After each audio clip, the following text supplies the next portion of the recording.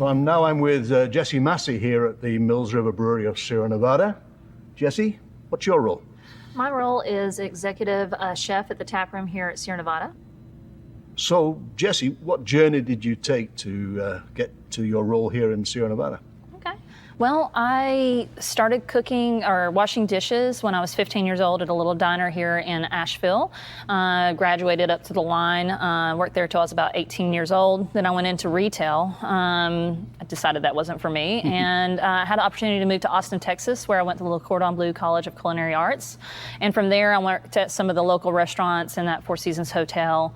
I am originally a Western North Carolina person, so I decided to move back up this way and found the job here at Sierra Nevada, and it's history.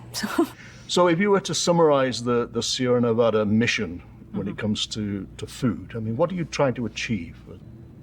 I like to think of the food the same way we think of the beer. Freshest ingredients, finest of quality. So when I'm sourcing ingredients, I'm trying to put back into the community by buying local, really fresh, seasonally relevant ingredients, and then take the people that we have working for us, we have a fine staff, and encourage them to seek the highest quality and then only accept the best. So if something comes out and it's not what we think it's going to be, we don't put it out. Sierra Nevada wouldn't put a beer out that was subpar. We wouldn't put a plate out that's subpar. And that's really my standpoint on how the food meets the beer, and also just trying to utilize the beer and brewer ingredients while we cook so that we can connect with Sierra Nevada. So the tap room here in Mills River is a pretty busy restaurant. Oh yeah, yes. We have a very busy restaurant, and it's thanks to Sierra Nevada. So many folks come out here on vacation. They want to see the brewery, and then of course we're attached.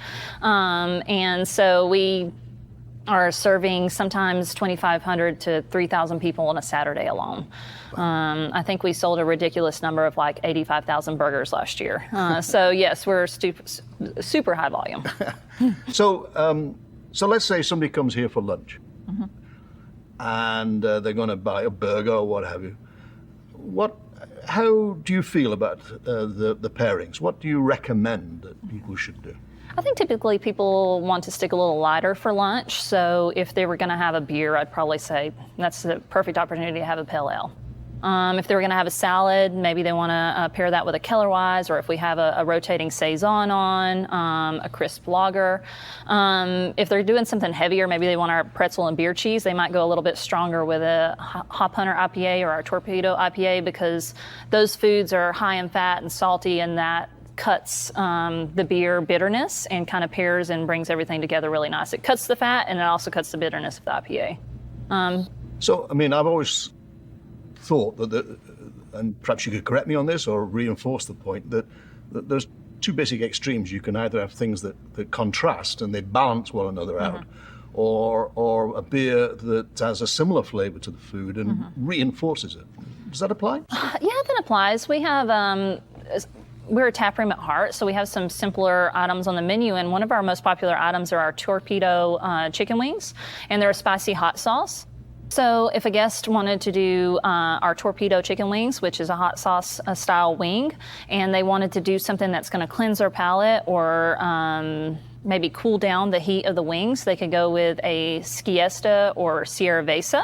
Sierra Vesa being the Mexican style lager beer. That's correct. It's light and refreshing, and it's going to do what they need to do. And then if they wanted to increase the spiciness of the wings, or maybe even enhance the hoppiness or the bitterness of the beer, they can go with something like a Torpedo or a Hop Hunter. It's not for the light of heart because it does really increase both of those flavor profiles, and you have to be a big fan for IPA to do something like that. So that's really all. Hop Hunter is really much about the oils, the hoppy nose, yes, as much as the bitterness. Yes, for sure. So, and I find myself a lot of times I'm looking at the hops, I'm looking at the malts, and I'm thinking about what's going to pair well with the food. But the big thing for me, we have the 5 tastes in food, and one of those tastes are bitter.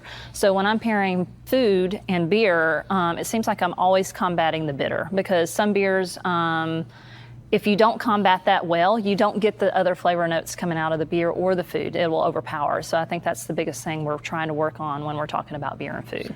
I find also with those 5 tastes, when I'm doing bitter, that the salt and the fat combat so well. Like, and you can combat them with sweetness, but you can go very wrong with sweetness. So if you go something really sweet and you take something like a torpedo or a hop hunter, they're going to contrast so bad that it's either going to taste way too sweet, or that beer's going to taste, all you're going to taste is the bitter out of that beer. So that's where you kind of have to really think about the flavor profiles and what you're doing. So when I'm having something to eat, meal, with a beer, I definitely sense that the flavors I'm getting from the beer are changing as I go through the meal. I agree.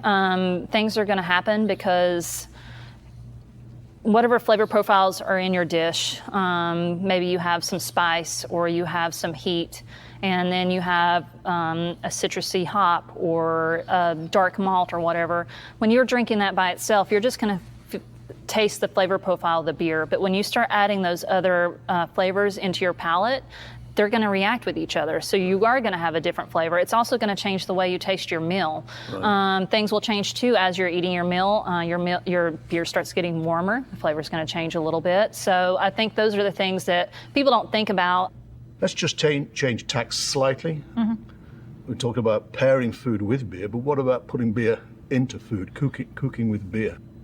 You know, before I started working at Sierra Nevada, I did not cook with beer very much. So I've had a 5-year learning curve. And each year I challenge myself to try new things. Sometimes I put something on the menu before I even figure out how I can do it, because I just want to make it happen. But the big thing about cooking with beer is you have to know the elements of a beer. If a brewer was going to brew a beer, they know at what point the hops turn from floral to bitter, etc.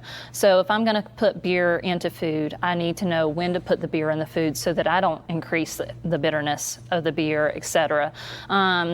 There's some things. I did a tropical IPA honey butter, and I reduced tropical IPA, but I reduced it with honey. So I got all the floral notes of the tropical, but the honey was so sweet that it counterbalanced the bitter. So that was a time I was able to reduce. Now, a lot of times you can braise with beer very easily. So that's in most cooking, if you were going to deglaze a pan with an alcoholic component, like wine or liquor, you would do that right after you had seared your meat and stuff and scrape it up. For me, what I do is I deglaze the pan with whatever stock I'm going to use, and I scrape it up. And then I add my beer at the end. So the beer is in there as a flavor component, but it's not getting heated so high, and it's not converting to bitter. Yeah. So you have to counterbalance those things. And a lot of times, if I'm going to use a beer in a vinaigrette or something, I just put it straight into the vinaigrette. Beer can react with acids and denature from time to time, so I don't want to make that too far in advance. It's something you want to have made pretty fresh. Wow. So now I'm getting hungry and thirsty. So why don't we head down to the tap room and see how Jesse puts together a dinner replete with excellent beers.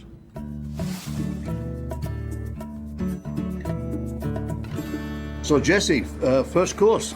What have I got in front of me here? Yes, sir. We'll start with the salad. This is our winter squash salad. It has a blend of arugula and kale and some other local lettuces. A spiced goat cheese, which is creamy. The goat cheese has allspice, cardamom, and then it has a narwhal sorghum vinaigrette.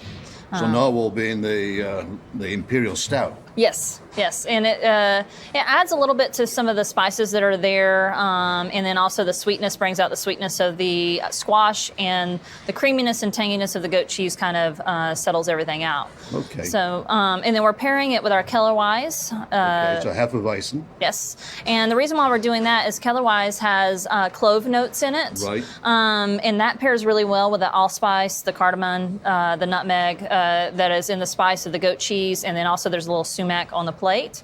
Right. It also, the sweetness of the Kellerweis kind of gets tamed a little bit when you eat it with this salad from the acid in the vinaigrette and the creaminess and tanginess of the goat cheese. Right. So, I mean, the Kellerweis has got a fruity character as well. Yes. Some people say banana. Yes. Some people say bubblegum. I like not to think about bubblegum. It doesn't seem right in this I would context. say this salad actually mellows out some of those notes in the Kellerweis when you're eating it together. All right. Can I, may I? Yeah, go ahead. Yes, I'm the only one with a fork. That's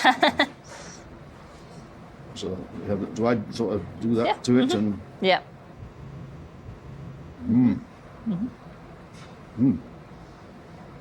Very refreshing. Yeah.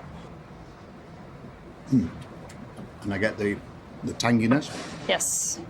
So, Kellerweis. So clove, banana, It's a wheat beer, actually, Yes. primarily wheat beer. So you can really get that I don't know, fresh clove. Some people call it medicinal. I'm not quite sure I like medicinal, but it's unique to this type of beer. Yes. Because it's an ale yeast, and it's the only ale yeast that makes this specific clovey character. So it's a very unique product. Yeah. It's good. Yes. I'm never sure whether I should, have a mouthful of food and put the beer in. It almost seems a bit rude to do that. But Yeah. I'm going to try it.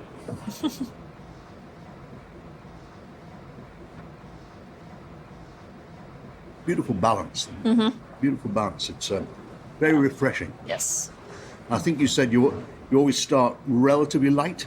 Yes, I typically start light. So typically, you can't overwhelm your palate by going with something that's really bitter or something that's heavy as far as your entrees go. Right. And what we want to do is kind of just start getting your taste buds working and work our way through the dish instead of like overwhelming ourselves from the start. Absolutely.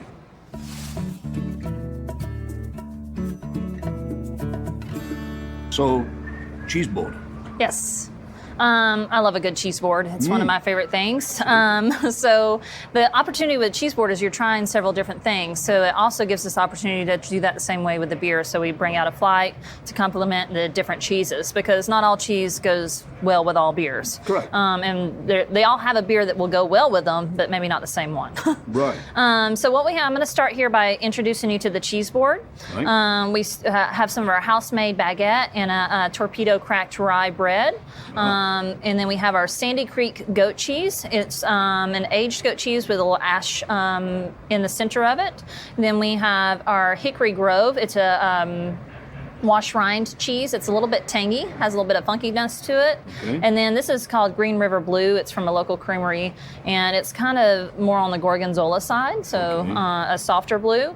And then we serve it with little accoutrements like our dilly beans, which are like a pickled bean, nectarine jam, pickled mustard seeds, and some hop candied pecans. Hop candied pecans. Yeah. Hops do really well with sweetness as long as you don't go over with the temperature. Okay. Well, this is fermentation in action. We got the beer, we got bread, we got Yes. cheese, we got pickles. Yes, for sure. It's definitely, I didn't even plan on that, but that's great. So we have the Keller Wise Right. and the Porter. They actually kind of both go well with the Sandy Creek in one? different ways. Yes. There's creaminess, sweetness. So the Oktoberfest goes really well with the Hickory Grove. That kind of funky flavors stand up really well to the malt complexity and the flavors in the Oktoberfest. And then the Torpedo, it being a stronger, more hop-forward beer, really goes well with the blue cheese, which is also one of the stronger flavors. So they just complement each other well, and they actually almost calm each other down a little bit. Really? So Yes. they're sort of, Yeah. they come together. Yeah. And they're sort of They like fighting mellow together. it. Yeah. Almost, but then they come Mellow into a each other out. clench. And, yes. Yeah, for sure. Okay, so I won't take too much. Okay.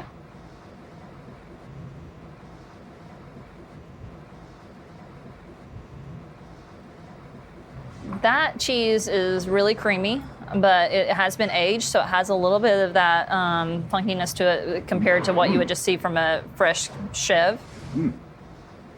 And it's, And that should be balanced again with the clove banana character yeah, here. Well, that's great.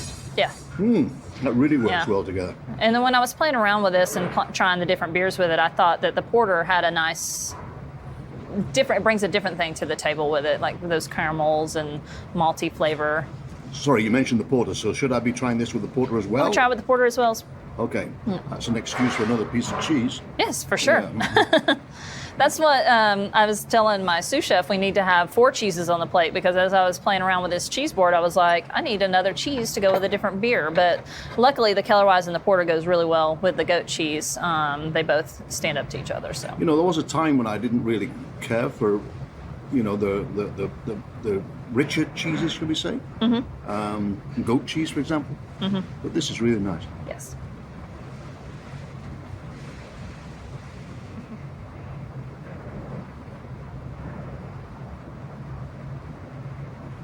Yeah, that works well too. Yeah. It brings out the sort of the rich, darker caramel, Yes. chocolatey sort Yes. of note that coming out of that. In fact, if there was a competition, I think it actually works slightly better with the porter than it does with Yeah. the hef. For sure. So the next thing on the list is the Hickory Grove, which is that washed rind cheese to go with the Oktoberfest. Right? Okay. Washed rind cheese. Yes. Can you tell me what that is exactly? That's basically where they take the chease and they brine it a little bit on the Brine? outside. Yes. So salt. Yes, salty. and it's a little bit softer, and they go through the process of washing it, and over time it starts developing its own crust, and then they don't have to do that anymore. So. Okay. So these are local, this region Yes. in North Carolina. Yes, sir. So firmer Firmer. cheese. This one, depending on how long it's aged, this is a fairly young one. I would say it's probably 90 days, but if it gets up closer to like 120 days, it gets a little bit more funky. So it's going to pair well with the Oktoberfest, but in the younger age, it might even pair well with the porter as well. It does pair well. That's the Oktoberfest again is a malt forward beer, but not the richer, darker malts that you get in the porter, but a full, again, the lighter caramels, the Yeah. toffee sort of character as well. For sure. That works really well as well. And then last for your palate, because it's the stronger of the cheese, is the Green River Blue. It's a Gorgonzola style. That's a local creamery as well, and it's going to go with the Torpedo. So it's Okay, so these, I'm brutally honest. These are the sort of cheese. These are the sort of cheese that I look at it. I think, yeah. I'm not so sure, but I'm brave, and so let's try. Well, I appreciate your bravery. Get the saltiness. Yeah.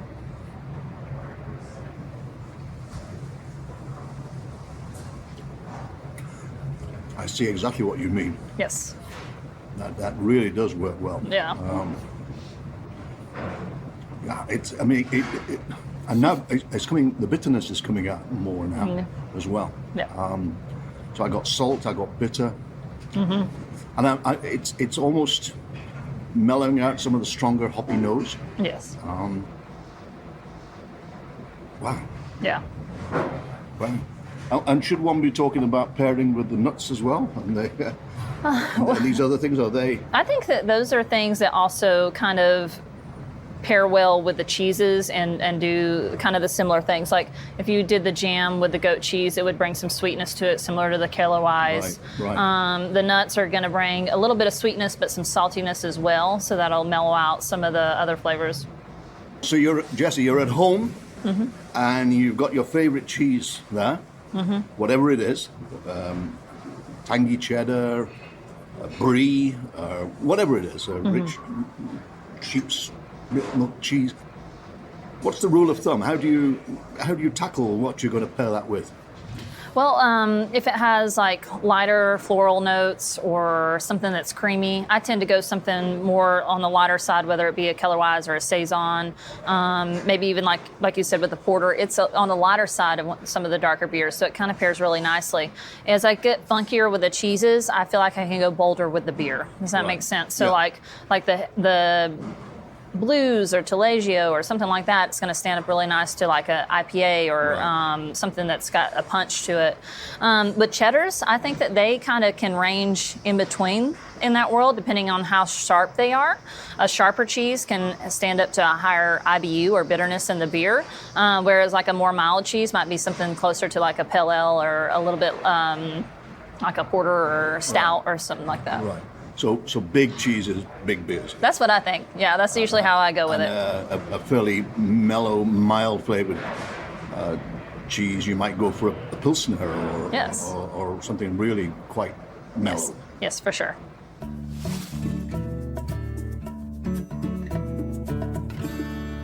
So, Chef, fish course, yes? Yes, this is a local Sunburst Farms rainbow trout. Okay. It's coming with a potato salad that's been tossed in cumin, coriander, and a jalapeno orange vinaigrette with some arugula. Complex. Yes, I paired it with our otra vase with lime and agave. Right. The lime and the salt and the sweetness pairs really well with some of those flavors like cumin and coriander, and also it brings out the citrus in the vinaigrette, Right. and kind of enhances the spiciness as well. Right. So this is a gosa, Yes. and as you say, it's so by definition a gosa with salt, but lime and agave, blue agave, Yes. I think. Yes. In this. Wow. Yes. All right. So you advise me Yes. to get I would try. Yes, I would try to get a little bit of trout, a little potato, A little bit of trout. swap it through that vinaigrette, and then that way you're going to get all the complexity I in got too big a one. mouthful here. Put it through that. Here we go.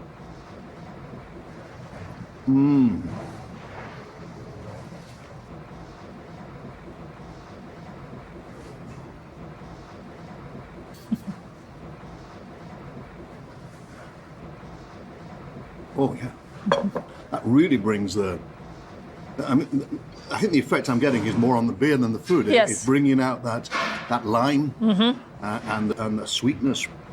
Oh, I'm just sorry. I'm going to have another. Well, that's good. I appreciate it when people go in for a second bite. gonna have another It doesn't go at hurt that. my feelings. Yeah, that was a good point you made. Like on some of the dishes, you really see the effect of the beer on the dish, but Yeah. I felt the same way when I tried this with this. I was thinking of like a saison or something like that, and when I tried it with the otra vase, it just was. Yeah. It was really brought out the complexity of that beer. And as I've said elsewhere in this course, not everybody likes every beer. No. So this is a beer type of beer that I, if I was just presented with the beer, would think, yes, that's okay, I'm interested, but give me an IPA or something. But really, it's a marriage made in heaven. This particular thing here. Which brings me to the point. I mean, there are people who simply don't like certain types of beer. Yes. So would you say it's possible to have different pairings with different beers with a given dish so that somebody will find a beer that they do like to match the food that they want? Or do Yeah. you think that the food could actually convince people to start enjoying the beer that they don't think they like? We get that a lot here at the brewery because we get a lot of tourists that want to come and see Sierra Nevada and they want to see the brewery, but they haven't really stepped outside of the box of what they usually drink. A lot of times we try to have a thought of two different beers that might go with a dish. Right. For this one, like maybe if they were scared of the Goza, I don't know that I would want to recommend a strong IPA or something No, like this. no, It would no, no. totally overpower, but they could do a Sierra Besa or a Crisp Lager or something like that. And then we also, because you saw in the previous with the cheese board, the flight, sometimes if someone doesn't want to step outside the box, we say, well, let's get you a flight, and then you can do your own experimentation and kind of test your palate and see what you think goes well with the dish. Right.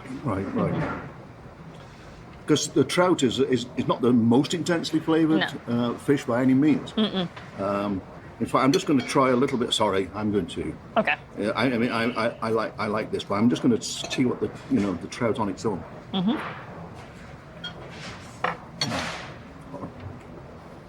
That's really good. I love trout. We've been getting this Sunburst Farm trout for a while from one of our local gentlemen. He's out in Haywood County, and we keep it on the menu as long as he has it available. We're getting ready to get towards the end of the season of the trout. So pretty much most, if not all, of the food items that you sell here are local. Yes, we really push to be as local as possible. With the volume that we do, I think last year we were able to purchase 68% of our products local. And that's one of the things that we do as far as the values of Sierra Nevada. That gives back to the community, and we put a lot of investment back into the community and making sure that those farmers and local purveyors survive. Absolutely. So, you talk about local. Right out here, there's a garden. Yes. You get stuff from that? Yes, for sure. We try to grow. We try to grow at least 30 to 40% of our produce. Some of the potatoes on that plate right there are actually from our garden that we grew here. The arugula we grow. We're getting towards the end of the season for the arugula, but the potatoes are just now coming on strong. We get a lot of stuff. I basically sit down we have a gardener on staff, and I sit down at this time of the year, and we plan out all the plantings for the next year and start thinking about dishes, and so that we can be prepared for the growing season. Wow. And one thing I wanted to point out about this dish, if we were going through a course, we went from our salad and then we went to the cheese board, which can be kind of heavy. Yeah. Now we've went to a lighter dish and a lighter beer, so it'll help cleanse your palate for the next course, which is going to be a heavier meat course. I'm only nibbling at this, but it's so delicious. I'm glad you're enjoying it. It's hard not to keep nibbling at it. I better leave room for the next course. Okay, sounds good.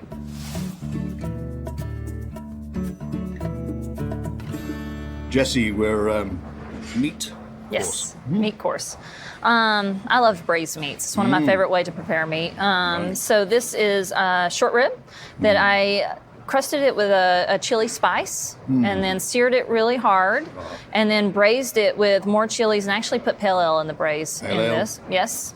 And it just braised for around 4.5 hours until it's just tender and falling apart. Served on top of roasted root vegetables. Majority of these are local root vegetables that we get either from our garden or from local farmers. Served with a yogurt, and that yogurt has some rosemary and lemon juice folded into it. The liquid you see in the bottom is just a little reduction of the braising liquid, and then it's an arboil chili oil. So there's chili in the braise, a little bit of chili in the oil, and those kind of just complement the tanginess of the yogurt and the sweetness of the roots. So there's going to be a bit of a bite to this. Yes. I'm sure it's going to be tender, but I mean bite in context of chilliness. Yes. So what are the root vegetables? I see carrots. We have parsnips, rutabaga, turnip, and carrot. Wow. Yeah, so we went all out with the roots. We are pairing it with the porter. Oh, yes. Let's not forget the beer. We're pairing it with the porter. The porter has those caramel notes. Yes. And I think porter, when paired with this, kind of calms the sweetness, calms it and pairs well with the sweetness of the roots. And then the caramel and the roastiness and the coffee of the malts goes really well with the braise and the sear of the short rib. Is there any significance to the fact that this is a fairly dark meat and there's a fairly dark beer? Is there any rule of thumb there? I think it is. We typically, when I've been doing these beer pairings and go throughout this process, I find myself with the darker meats tend to be the darker beers, just because the malts are roasted longer, and when those malts have that Maillard reaction, and then the meat has a Maillard reaction, those are just a match made in heaven. Well, we've had several matches made in heaven today so far, so this, I'm sure, is going to be another one. Oh, so tender. Yes. I know. You didn't really need a fork, but I thought it might be easier. Or, I mean, not a fork, a knife. Yeah, but I've got to do it the English way, as I say. So I'm just going to take this on its own at the moment. Okay. Yeah, I think the knife does really well for scooping your things together, you know?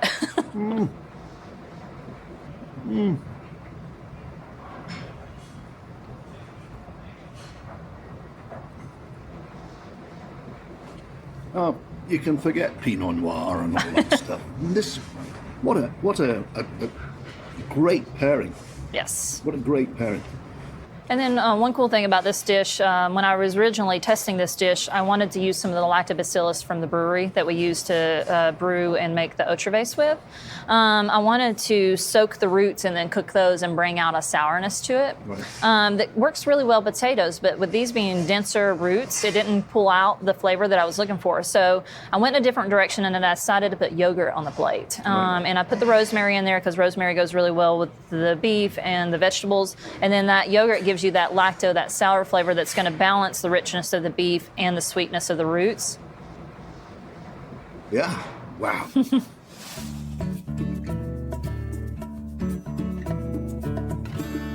So, Jesse, dessert. Yes. Looking good. Yes, we went with the chocolate here. So we have a milk chocolate hazelnut cheesecake. That's this little chocolate bar guy here. Right. And then it's a hazelnut whipped ganache with a hazelnut crunch. And this is a stout anglaise. And we're pairing it with the narwhal today. And one thing I like about narwhals and stouts pairing with desserts is it's very much traditional coffee and dessert. Right. So you're going to get, the cool thing about it though is with coffee you get those coffee flavors and it brings out the chocolate, but with narwhal it also has cocoa notes and molasses, and it's bringing a lot more to the table than a cup of coffee would. So. Yeah. absolutely. Including a kick. This Yes, is, yes. If I remember rightly, is 10% ABV, yes? That's correct. So I'll just put that very carefully there. So where do you suggest I start? With the Let me- bar? Can I turn this a little bit for Yeah, you? please Okay. do. I would cut through the bar and try to get a little bit of the sauce. It's got a crunch to it. It's like, Yes, yeah. Got a little bit of this sauce here. yeah. Something anglais. I recognise the Yeah. anglais. Anglaise, yes. Yes, absolutely. Here we go.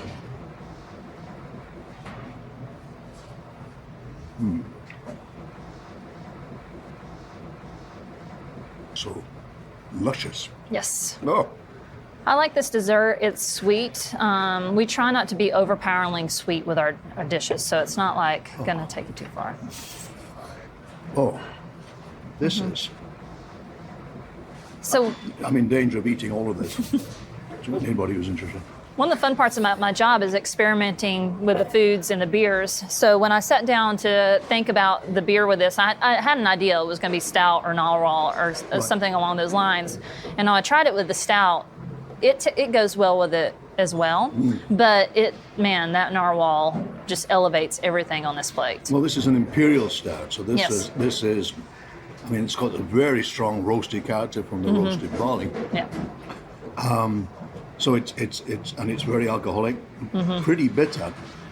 But the sweetness from here and the lusciousness from here, and the roast and the bitterness from here, they work together Yeah. fantastically well.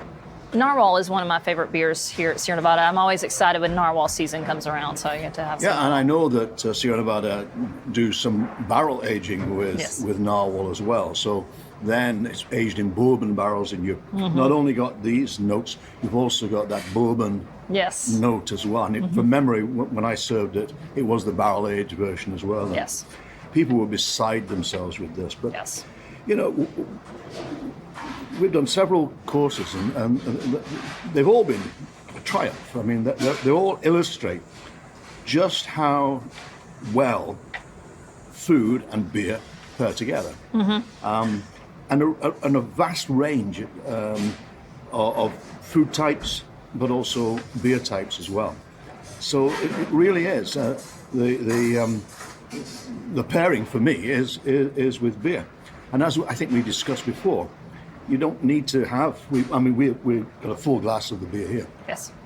but it'd be perfectly acceptable for half a dozen people to share a bottle of narwhal Yes. and enjoy this dessert. Correct. When I am having desserts, my wife always goes to the dessert, and I have the extra. Yes. I have the extra spoon. Okay, Chef Massey, I want to impress my friends and neighbors. I want to do a dinner. I want to pair every course with beer. What are the ground rules? What do you recommend? Well, I would recommend, just kind of how we did here, light to heavy as far as the dishes goes. And I don't really think there are ground rules. I think you should play around a little bit, but you might want to do that playing before your beer dinner. Oh yes. But I like to definitely go also when it comes from light to dark, go like less alcoholic to more alcoholic. Right. Again, if you're doing a large course meal, like if you're doing 5 or 6 courses, those lighter pours are going to help you get through the evening a lot better as far as people being able to eat more and drink more, Right. and not being overwhelmed as far as their palate goes. So Jesse, thank you so much. 5 courses did we have? Yes. Each and every one of them was a triumph. Some great beers, great food. Hopefully, our audience will realize that beer and food very much belong together. Yes, sir. I hope so. Thanks for your time. Thank you.